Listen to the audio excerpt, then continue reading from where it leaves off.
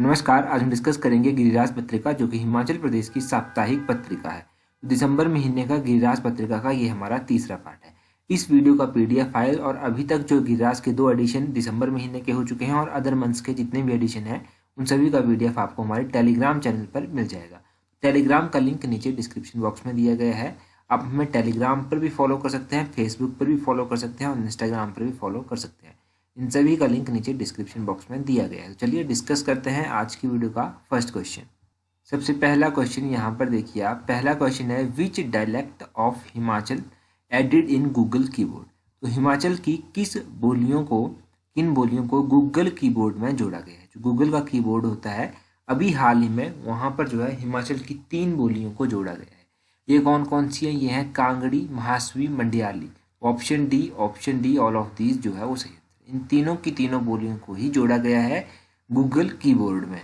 अब देखो हिमाचल की 3 बोलियां यहाँ पर जोड़ी गई हैं। सबसे पहले आप ये देखिए ये जो 3 बोलियां यहाँ पर जोड़ी गई हैं, यहाँ से बेनिफिट क्या होगा। देखो पहला बेनिफिट तो ये सबसे पहला बेनिफिट जो है वो ये होगा कि जो हमारी जो डायलेक्ट्स हैं, जो हमारी देसी बोलियां हैं, वो सभी जो है लुप्त हो रही हैं। तो उनको यहाँ से संरक्षक मिलेगा, संरक्षण वहाँ से किया जा सकेगा। तो उनकी सिक्योरिटी एक ही तरफ से आप समझ लीजिए कि सुनिश्चित हो सकती है यहाँ से। दूसरा ये देखिए कि अभी तक जो हम लोग टाइप करते थे तो हम हिंदी और इंग्लिश में मैसेज सेंड कर सकते थे, बट अभी जो है अभी हम कांगड़ी, महासवी और मंडियाली में भी इनको टाइप कर सकते हैं गूगल कीबोर्ड में, जब ये 3 लैंग्वेजेस जोड़ी गई हैं। अच्छा, ये तो थोड़ा सा हो गया इसके बारे में। अब बात करते हैं, यहाँ पर देख लीजिए थोड़ी सी इंफॉर्मेशन है, जैसे कि कांगड़ी कांगड़ा की है, मंडी मंडियाली मंडी की है और महासवी जो है वो महासू की है, यानी कि शिमला डिस्ट्रिक्ट की है। ये सब यहाँ पर भी दिया गया है। अब कुछ लैंग्वेजेस के बारे में जानिए। हिमाचल के जो प्राचीन लोग थे वो कुलारिया भाषा का प्रयोग करते थे। मलाना के पीपल, जो मलाना वैली है वहाँ पर लोग जो है वो कनासी भाषा का प्रयोग करते हैं। कुमार सेन हो गया, कोटगढ़ हो गया, रामपुर हो गया, यहाँ के लोग कोची भाषा का प्रयोग करते हैं। जुब्बल, कोटखाई, रोहडू में बैरबेरी भाषा बोली जाती है। मंछद और चिनाली भाषा जो है वो सांगलास के द्वारा बोली जाती है। और किन्नौर में 75% पीपल जो है ये मंछद भाषा का ही प्रयोग करते हैं। तिनान लैंग्वेज जो है वो चंद्रा वैली यानी कि शिशु एरिया में बोली जाती है। तो ये सब आप लैंग्वेजेस के बारे में याद रखिए। ये भी हिमाचल की लैंग्वेजेस के बारे में एक छोटी सी इन्फॉर्मेशन है, तो याद रखिए। अगला क्वेश्चन देखिए। अगला क्वेश्चन भी काफ़ी इंपॉर्टेंट है। क्वेश्चन है which of the following has declared as winner of 2020 United Nation investment promotion award.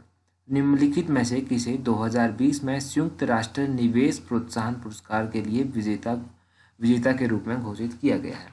सबसे पहले कॉन्टेक्स्ट देखिए कि क्या है। देखो कॉन्टेक्स्ट इस तरह से है कि हिमाचल प्रदेश के मुख्यमंत्री श्री जयराम ठाकुर ने भारत के प्रधानमंत्री श्री नरेंद्र मोदी को जो है वो बधाई दी है। बधाई इसलिए दी है क्योंकि इन्वेस्ट इंडिया, ऑप्शन बी जो है वो सही आंसर है। इन्वेस्ट इंडिया को जो है वो United National investment program award 2020 के लिए चयनित किया गया है। इसके बारे में आप थोड़ी सी यहाँ पर जानकारी देख लीजिए। United Nations conference on trade and development has declared invest India as winner of the 2020 United Nations investment promotion award. The award ceremony took place at a UNCTAD headquarter in Geneva yesterday. जो भी ceremony हुई थी ये Geneva में conduct करवाई गई थी, जहाँ पर ये अवार्ड दिया गया।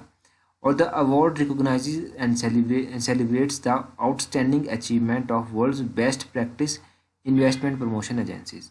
तो मतलब वर्ल्ड की ये बेस्ट प्रमोशन जो इन्वेस्टमेंट प्रमोशन एजेंसीज हैं उनमें इसको शामिल किया गया है। अब जो इन्वेस्ट इंडिया है तो भारत के लिए ये बड़ा अच्छा एक अचीवमेंट ही कह लीजिए कि अचीवमेंट है।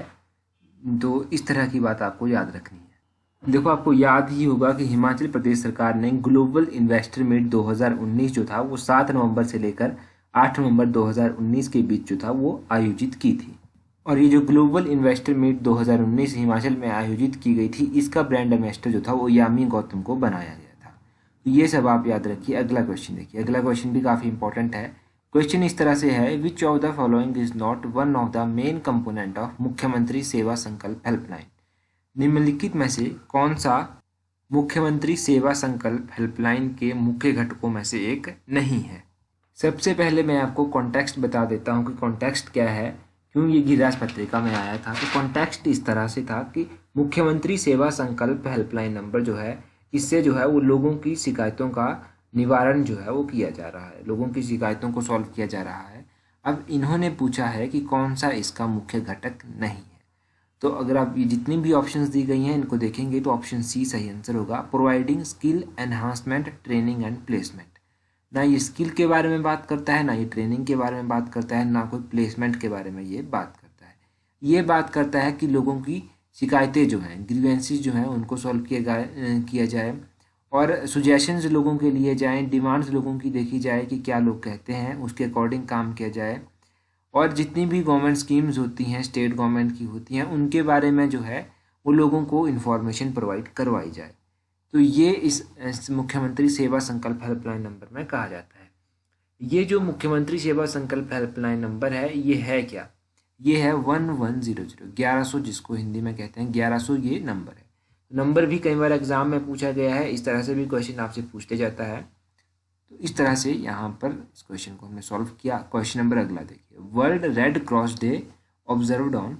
सबसे पहले तो मैं बता देता हूँ कि ये गिरिराज पत्रिका में क्यों आया था। गिरिराज पत्रिका में ये इसलिए आया था क्योंकि रेड क्रॉस सोसाइटी जो है वो पीड़ित मानवता की सेवा कर रही है। तो रेड क्रॉस नाम से पता चल रहा है कि हेल्थ सेक्टर से रिलेटेड होगा। तो ये रेड क्रॉस डे कब मनाया जाता है? ये 8 मई को मनाया जाता है। ऑप्शन ए जो है वो सही आंसर है।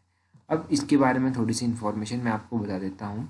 ये जो वर्ल्ड रेड क्रॉस डे है ये ऑब्जर्व किया जाता है प्रत्येक वर्ष 8 मई को। और इस वर्ष जो थीम थी इसकी क्या थी? वो थी hashtag keep clapping for the volunteers staff and everyone responding to COVID. तो ये इसकी थीम जो था वो 2020 के लिए रखी गई थी।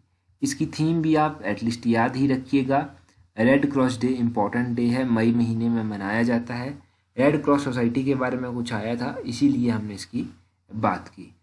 ये जो इंडियन रेड क्रॉस सोसाइटी है इसकी स्थापना कब की गई थी? तो इंडियन रेड क्रॉस सोसाइटी की स्थापना 1920 में की गई थी।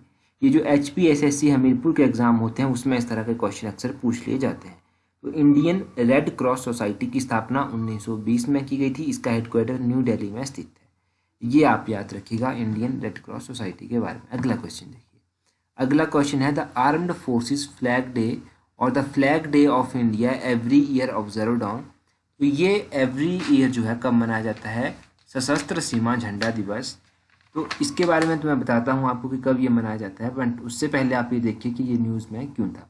न्यूज़ में इसलिए था क्योंकि सशस्त्र सेना झंडा दिवस के अवसर पर जो था मुख्यमंत्री श्री जयराम ठाकुर को जो है वो शिमला में लेफ्टिनेंट कर्नल PS अत्री और कुछ लोग उनके साथ और थे, इन्होंने जो था वो झंडा इनको लगाया, जो कि मुख्यमंत्री जयराम ठाकुर ने इनको लगाया। और मुख्यमंत्री ने जो है वो इस तरह से भी कहा कि जो सशस्त्र कल्याण निधि होती है इसमें जो है लोग एक उदारता के साथ जो है अपना योगदान दें, लोग दान करें। इस मौके पर जो था मुख्यमंत्री के साथ जल शक्ति और सैनिक कल्याण मंत्री, ये कौन है? श्री महेंद्र सिंह ठाकुर, ये भी मौजूद थे। अब आपसे पूछा जाए कि हिमाचल के जल शक्ति और सैनिक कल्याण मंत्री कौन है, तो वो हैं श्री महेंद्र सिंह ठाकुर। ठीक है, तो ये तो आपको पता चल गया। अब कब ये डे मनाया जाता है? तो ये डे मनाया जाता है कब? 7 दिसंबर को। ऑप्शन बी जो है वो सही आंसर है। 7 दिसंबर को ये मनाया जाता है। तो ये इस डे के बारे में आप इंपॉर्टेंट जानकारी याद रखिए। अभी नेक्स्ट हमारे पास एक टॉपिक है, क्वेश्चन की फॉर्म में ये नहीं है। देखो टॉपिक ये तो गिरिराज पत्रिका में नहीं आया था, but exam point of view से जो है ये मोस्ट इंपॉर्टेंट क्वेश्चन है। ठीक है, मोस्ट इंपॉर्टेंट क्वेश्चन यहाँ से बनता है। पहले मैं आपको बता देता हूँ कि इसको डिस्कस करने के पीछे उद्देश्य क्या है। देखो ऐसी कई स्कीम्स हैं जिनके बारे में थोड़ा थोड़ा दिया होता है गिरिराज पत्रिका में, जैसे कि हिम सुरक्षा योजना हो गया, जिसके बारे में आप लोग जानते हैं कि हेल्थ सेक्टर से रिलेटेड है।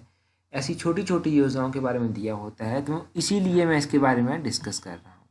देखो ये क्या है, ये है कि गवर्नमेंट ऑफ हिमाचल प्रदेश ने जो है वो सस्टेनेबल डेवलपमेंट गोल्स को जो है, कुछ ऐसे सस्टेनेबल डेवलपमेंट गोल्स उन्होंने डिसाइड किए हैं जो वो 2022 तक अचीव करेंगे।